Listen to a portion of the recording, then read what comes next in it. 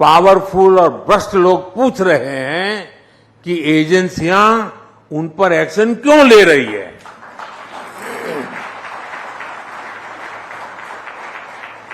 ये अंतर 10 सालों में आया है। बात वही है, नीयत सही तो काम सही। करप्शन पर कार्रवाई, ये मेरा कमिटमेंट है। साथियों, हमारे देश में भ्रष्टाचार इसलिए भी अधिक था क्योंकि सरकारी दफ्तर, सर्विस सेंटर बनने के बजाय पावर सेंटर बन गए थे। हर काम के लिए देशवासियों को सरकारी दफ्तरों के चक्कर लगाने पड़ते थे। हमने सरकारी दफ्तरों को सत्ता के बजाय सेवा का केंद्र बनाया। सरकारी सेवाएं ज्यादा से ज्यादा फेसलेस हो, बिल से लेकर टैक्स जमा करने तक की अधिकतर सेवाएं ऑनलाइन हो। हमने इसका प्रयास किया।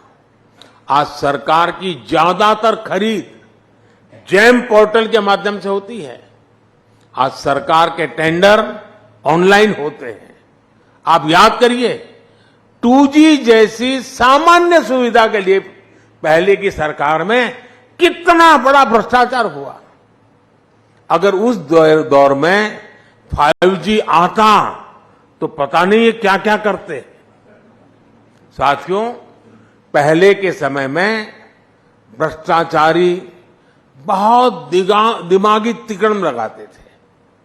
हमारी सरकार ऐसे भ्रष्टाचारियों का इलाज टेक्नोलॉजी से भी कर रही है।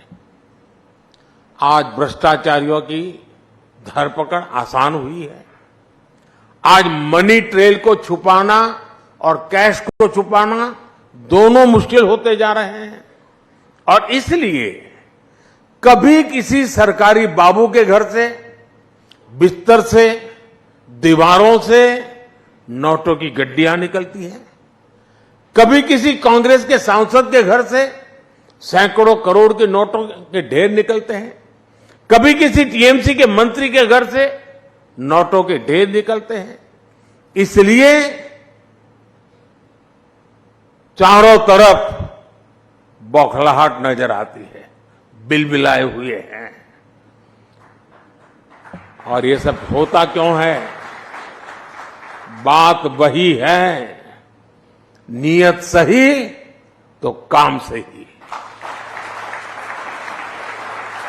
साथियों, आप में से जो सीनियर है उन्होंने वो दिन भी देखे हैं जब देश के एक प्रधानमंत्री ने कहा था कि दिल्ली से 1 रुपया भेजता हूं तो सिर्फ 15 पैसा गरीब गांव के गरीब तक पहुंचता है।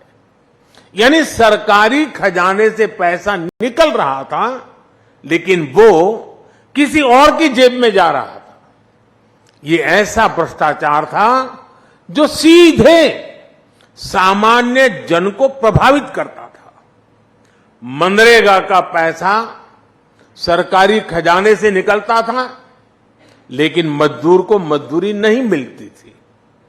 गैस की सब्सिडी किसी और के खाते में पहुंच जाती थी। अपनी स्कॉलरशिप पाने के लिए भी रिश्वत खिलानी पड़ती थी। 10 साल पहले तक जो सरकार में थे उनको ये सूट करता था, उनकी राजनीति को ही सूट करता था। लेकिन साथियों, हमने सरकारी खजाने की इस लूट को पूरी तरह से बंद कर दिया। हमने जनधन, आधार और मोबाइल की त्रिशक्ति बनाई। हमने डायरेक्ट बेनिफिट ट्रांसफर डीबीटी के माध्यम से 34 लाख करोड़ 34 लाख करोड़ रुपए सीधे लाभार्थियों के बैंक खाते में पहुंचाए। अगर पहले वाला हाल होता और 1 रुपया और 15 पैसा वाली थियरी होती तो 27-28 लाख करोड़ रुपए गरीबों तक कभी पहुंचते ही नहीं, कहीं और चले जाते। 27-28 लाख करोड़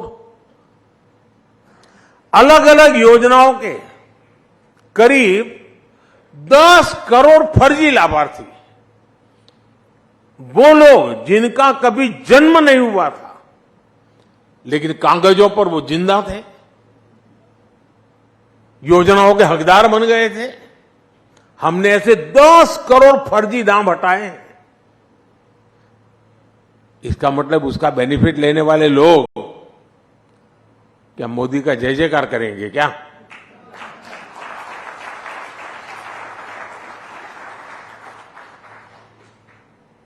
आप हैरान हो जाएंगे, 4 करोड़ फर्जी राशन कार्ड, उसको हमने हटाया।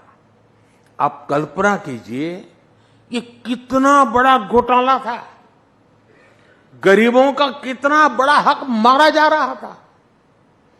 आज इस हॉल में बैठे हर व्यक्ति को उस गरीब का चेहरा याद करना चाहिए जिसे राशन की जरूरत थी, जिसे राशन मिलना चाहिए था, लेकिन मिल नहीं रहा था।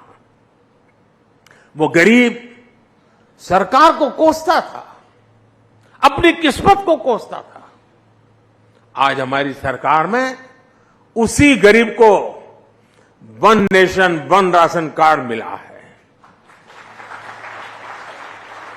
आज हमारी सरकार उसी गरीब को उसके खाते का पूरा राशन मुफ्त दे रहा है। आज वो गरीब जब मुझे आशीर्वाद देता है तो विपक्ष के मन में गालियां फूटती हैं।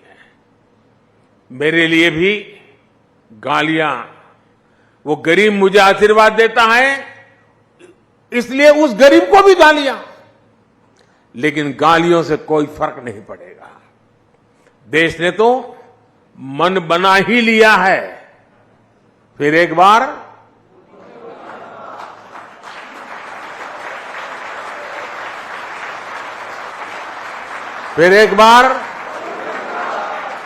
साथियों, हमारी सरकार ने पहले दिन से ही अपनी गवर्नेंस को गरीब की गरिमा, गरीब के कल्याण और गरीब के सशक्तिकरण पर केंद्रित रखा है।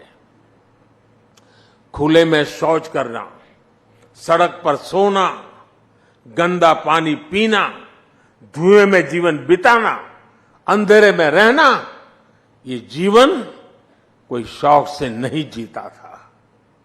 परिवार का सदस्य बीमारी के कारण बिस्तर पर पड़ा हो, मदद के बदले ठोकरें मिलती हो, कोई रास्ता न सूझे, यही स्थिति थी। आप सोचिए, आए दिन अपमान कैसे कितने घूंट गरीबों को पीने पड़ते थे। यहां बैठे बहुत से शायद जीवन की कल्पना भी नहीं कर सकते हैं कि कैसा जीवन था, लेकिन मैं ये सब कुछ अनुभव करके यहां पहुंचा हूं। मैं उस जिंदगी को जी करके आया हूं, इसलिए मुझे किताबों में नहीं पढ़ना पड़ता और न ही कैमरा के माध्यम से वीडियो शूट करके देखना पड़ता है।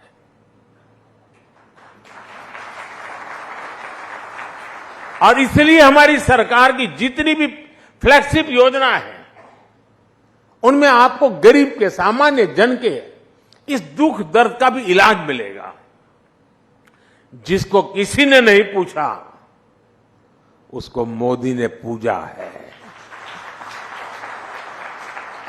साथियों, आप में से बहुत लोगों को पता नहीं होगा कि एक बैंक खाता खोलने के लिए भी गरीब से गारंटी मांगी जाती थी। लोन की बात तो छोड़ दीजिए, देश के एक बड़ी आबादी जो भूमिहीन थी, उसे भी ऐसे ही छोड़ दिया गया था। 80% से अधिक किसान जिनके पास 2 एकड़ भी जमीन नहीं थी, उन्हें भी अपने नसीब पर छोड़ दिया गया था। करोड़ों नौजवान